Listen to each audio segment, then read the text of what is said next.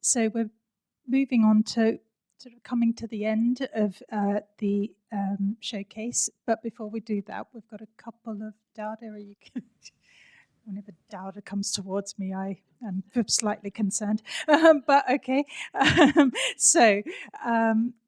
Now it's quite an important moment because we are going to announce the Early Career Researcher Excellence and Impact Award. And I'm really pleased that Elizabeth Scotchman will be doing that. Elizabeth is one of the senior translational clinician scientists who is part of the BRC, and she's also the junior faculty lead. So thank you. Thank you very much. I'll speak on behalf of the BRC junior faculty here today. So our role as the junior faculty is to really build the next generation of translational researchers here. So we're all a group of early career researchers led by a team of 3 of us who are co-leading that. Our job is really to support the career development of researchers across GOSH and the Institute of Child Health. So we really act as a bridge between early career researchers and the BRC leadership team, ensuring that researchers really have leadership opportunities and also input into BRC decisions. So the aim of this Early Career Researcher Excellence and Impact Award is to showcase an early career researcher who is making a really significant contribution to the field of translational research. This year, all the nominations were incredibly strong. It made our job very difficult. And I'm really pleased to say that we awarded joint runner-up to Rory Piper and Jai Sidpra. And I'd just like to say thank you both for your really impressive contributions to research within the BRC.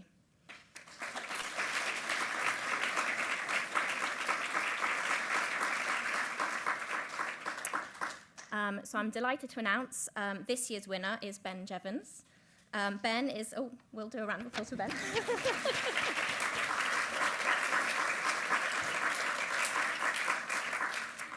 Ben is a postdoc research fellow in Conor McCann's group. He has played a pivotal role in a translational research collaboration between ICH and the University of Sheffield, focusing on developing therapies for Hirschsprung disease, which is a life-threatening condition caused by the absence of nerve cells in the intestine. And he's going to come up in a short while to give us a little talk about the work that he's done, which really is truly very impressive. Well done, Ben. And actually something that the shortlisting panel were really, really impressed with was your exemplary leadership that you've shown in terms of patient and public involvement. And your work really does exemplify translational impact that's rooted in both cutting-edge science and also meaningful community partnerships. So well done, Ben. So I'd like to welcome Ben and Jai and Rory up to just receive their awards. Thank you.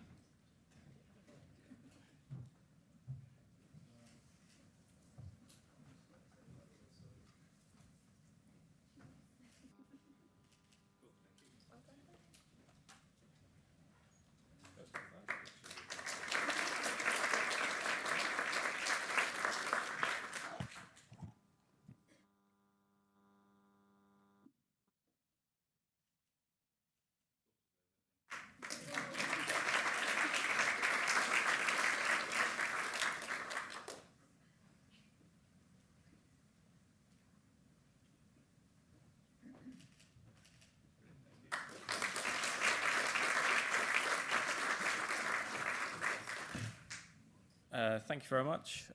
My name's Ben. I work in the tissue engineering and regenerative medicine team. I'd like to very much thank the organisers for this award and for the opportunity to talk to you today about how we're working with hospital partners and the Hirschsprung disease community to drive research. So very briefly, Hirschsprung disease is a relatively rare condition. It affects around 1 in every 5,000 live births. The predominant symptoms these patients suffer is severe constipation and a risk of gastrointestinal infection. And these symptoms are usually so severe that most patients will require life-saving surgery within the first year of life. And it's thought that these symptoms arise from the absence of the enteric nervous system in a variable amount of the distal bowel. So that's the area of the bowel closest to the bottom. The enteric nervous system is a distinct nervous system that runs all the way through from your mouth to your bottom. It controls a range of processes, including the release of digestive enzymes, and it also tells the muscles of the colon when to squeeze and when to relax to move digesting food from the mouth all the way through to the bottom. The enteric nervous system is actually derived entirely from a special type of stem cell, which I'm going to call an enteric nervous system progenitor, or an ENS progenitor, that actually develops around the spinal cord. So early in embryo development, those cells leave the spinal cord and they enter the gut around the mouth, and they then migrate all the way through the gut and colonize it from the mouth to the bottom and develop into the enteric nervous system. In Hirschsprung disease, the movement of those cells through the gut is compromised. They never reach the terminal parts. And that leaves the distal part of the bowel aganglionic, which means it's missing nerves. In our lab, we're developing stem cell therapies to replace those missing nerves with stem cell-derived nerves and hopefully then restore function.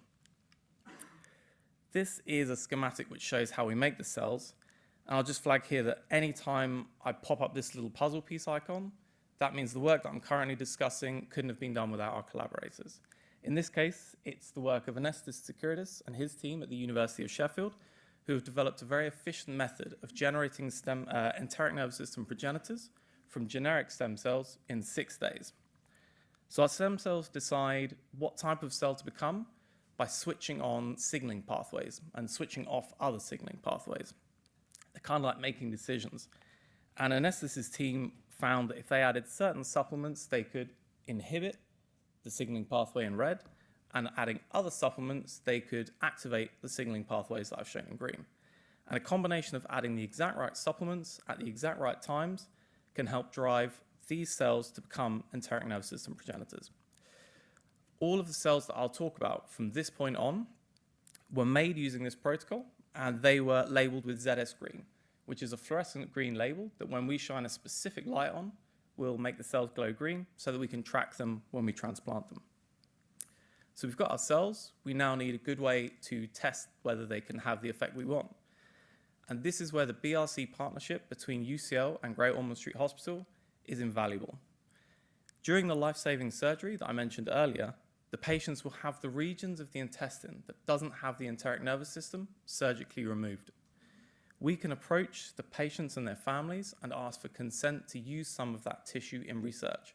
If they give us consent, we can take a small amount of the tissue, process it to leave only the muscle layer of the intestines, which is the layer that should have the enteric nervous system, and we can then transplant that with either our ENS progenitor cells, which is the syringe in green, or with a vehicle only, so the cell solution that the cells would be in, but not the cells themselves. So we call that a vehicle or a sham transplant. And we can then leave that for a few weeks to see what happens to the cells. Obviously, this work would be impossible without GOSH surgeons, the GOSH histopathology department, the BRC research coordinator, and of course, the GOSH patients and their families. So here you can see a piece of tissue that's being transplanted with our stem cell therapy. You can see that I've outlined the edge of the tissue with a white hashed line. That's because the special type of light that we're using to visualize the cells means that you can't see the tissue as easily. But you can see the cells within that piece of tissue glowing green, and you can appreciate that with each week, so this is going from 7 days, 14 days, 21 days, those transplanted cells are spreading more and more into the aganglionic tissue. And that can be seen really nicely in this 3D visualization of a piece of tissue which has been processed to make the cells even more visible. We next wanted to make sure that the cells that we're putting in are becoming the right type of cell. And for that, we used a technique called immunostaining. So this is where we can apply a series of stains, each of which is specific for a single protein. So in the top panel, I've applied a stain for TUB3. That's a protein that's only found in nerves. So anytime we see a cell that's red, it means it must be a nerve cell. Because we labeled the stem cells before we put them in with ZS green, that means any cell that is both red and green must be a stem cell that we've transplanted in and has since become a nerve. We then performed the stain on the bottom for S100B on a different patient sample that we've transplanted. So S100B is a protein only found in glia, which is a type of cell that supports nerve cells. And again, we found many cells that were both red and green. And in both cases, those are indicated by the arrows. So we've got the cells, they seem to be surviving and becoming the right types of cells that we want. We now want to know if they're actually having an effect on the tissue. And that's where we turn to organ bath contractility.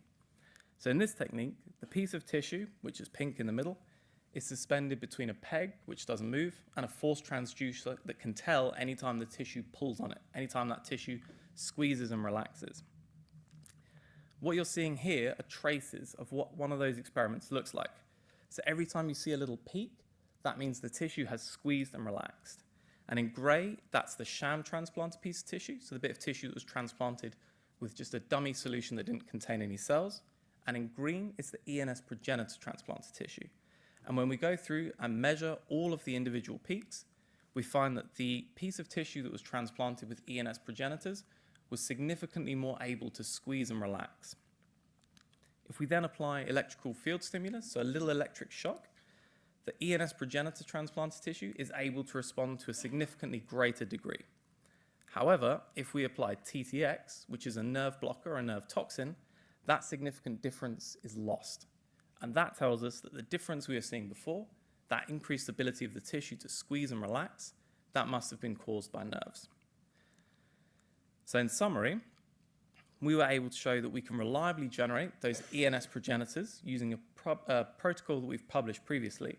And if we transplant the ENS progenitors, they not only survive, but they develop into the nerves and glia that Hirschsprung disease tissue is missing, and they are able to increase the ability of that tissue to squeeze and relax.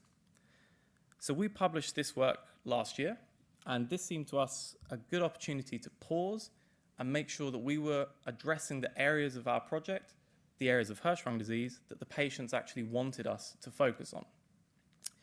We also applied for some developmental pathway funding, which was aiming to translate our therapy a bit closer to the clinic.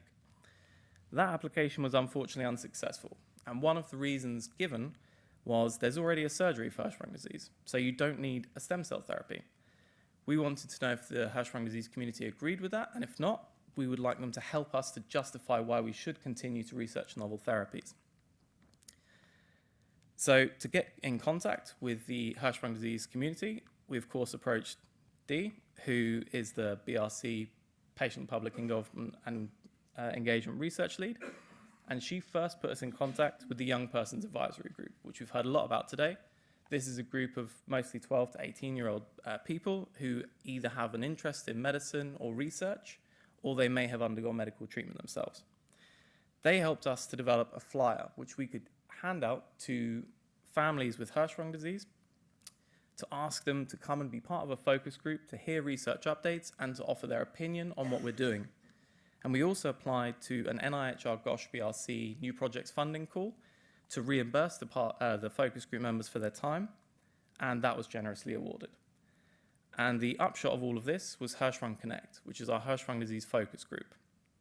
I have to say a massive thank you to the 4 families who took part in this focus group. There were 3 individuals in each family, including 7 with a diagnosis of Hirschsprung disease, and in 2 of those families, both a parent and child were affected. Over the course of about a year, we held 5 digital roundtable group meetings, and after each meeting, based on the feedback that the focus group had given, I issued post-meeting surveys to make sure I captured everyone's views correctly. I'm just going to go through and highlight a couple of the results that we got from those surveys. So firstly, we asked, to what extent would you agree with the statement that there was insufficient information available to me at the time of my Hirschsprung diagnosis? And you can see that in red, only 25% disagreed with that statement. That came off the back of some of the members telling us that it was very hard to look up online information about what Hirschsprung disease would look like for their child long term. Most of the people in our focus group had to attend hospital more than once a year for their Hirschsprung disease. And 50% had to have a stoma fitted after their Hirschsprung disease surgery. So for those who don't know, a stoma is a small surgically created opening in the abdomen, which in this context can be used to let poo out of the body. And a further member, which is highlighted in green, didn't medically need a stoma, but had one fitted anyway in an attempt to reduce their ongoing symptoms. This information really helps us to show that although the surgery is life-saving, there is a need to keep working on novel therapies for Hirschsprung disease. Promisingly, 100% of the people in our focus group viewed a stem cell therapy very positively, but crucially, all of them would also consider a stem cell therapy now, in some cases many years after their Hirschsprung disease surgery, in an attempt to reduce the ongoing symptoms. So this is fantastic for us in approaching funding bodies and saying, although the Hirschsprung disease surgery is life-saving, we really do need to come up with extra therapies. We also asked them what the most important symptom of Hirschsprung disease is that the patients have that they would want us to fix. So here we didn't give them any preconceived answers. It was a completely blank question. You can see in green is a frequent request for the therapy to fix motility. You can think of that as the ability of the tissue to squeeze and relax to help digesting food go from the mouth all the way to the bottom. So that's quite promising. That's what we're already working on with our stem cell therapy. But the wedge in pink is pain. So that was quite interesting to us because the gut doesn't have the innate ability to feel pain. So that sensation being referenced suggests that other symptoms might be getting involved. We also asked if any of them had undergone something which they would like to know if the wider Hirschsprung disease community had also gone through. And I was particularly interested in the pie segment in purple. That was the symptoms that the patient experiences not lining up with their original diagnosis. So for example, that could be a patient with short segment Hirschsprung disease, so only a very small amount of the intestine without a nervous system, having a lot of very severe symptoms. But then someone with, say, total colonic aganglionosis, so the entire colon doesn't have a nervous system, might live a relatively symptom-free life. That's very interesting to us. We finished these meetings several months ago, and we have since begun taking action on several of the points that were raised by the focus group. So firstly, we have reapplied to the developmental pathway funding scheme, that funding that we're hoping would translate our therapy a little bit closer to the clinic. We've brought on new collaborators in addition to the collaborators that we already had, and I'm pleased to say that we've now been invited to submit a second stage application. I also submitted an application for an NIHR GOSH BRC Catalyst Fellowship that was involving many additional researchers, both within and beyond the BRC, and this funding was to be used to investigate those novel symptoms that the Hirschsprung community mentioned, and in particular that failure of the symptoms to line up with the original diagnosis. This work has been generously funded, and I'll be starting this in March. We are also now planning a Hirschsprung disease awareness day. So we will be inviting around 80 people to UCL GOS ICH in the summer of 2026, and we will host a day in which the community will hear talks from scientists, from surgeons, and from members of the Hirschsprung disease community. This is being organized in collaboration with surgeons from GOSH, from Alderhay, with a dietitian and a psychologist, both of which were specifically requested by the focus group, of course with Dee, and with Hirschsprung Connect, our focus group.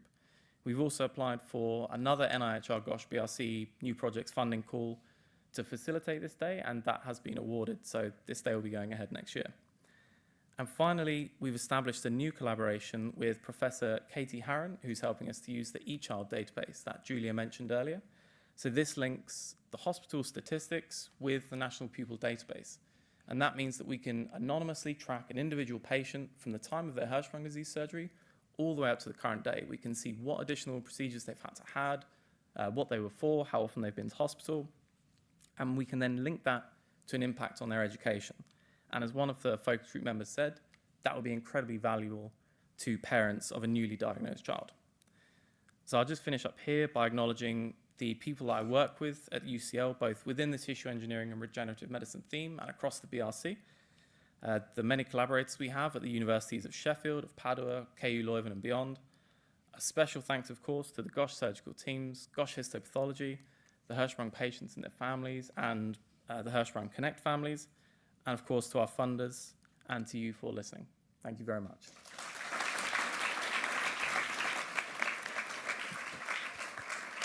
Thank you so much, Ben, and congratulations. I think that's a beautiful way to end, and it really summarizes and brings to life what the BRC is about.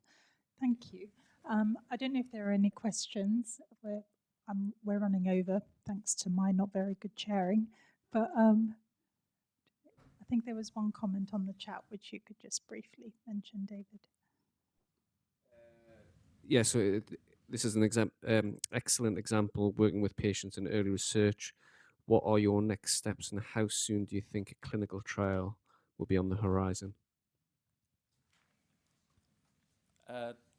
So the next steps immediately would be the Hirschsprung Disease Awareness Day. So this was, by necessity, a very small focus group. There were only 4 families involved because we very quickly found out that if you ask even a single question in a digital roundtable, the patients and their families were giving us so much information, it was difficult to fit it all within 1 hour. So the next logical step is to try and extrapolate the feedback that we've got in those 5 meetings to a larger audience. That's why we're holding this Hirschsprung Disease Awareness Day, which we'll hopefully hear from 80 people, and we'll issue them again with surveys after the event to capture all of their views. Regarding how far a clinical trial is away, I mean, I don't know. We're hoping to secure that funding, which will allow us to use the GMP-approved consumables so that we can get it a bit close to the clinic. The standard answer is 5 to 10 years. I don't know. That's fair. All right. Any other questions? All right. Thank you so much.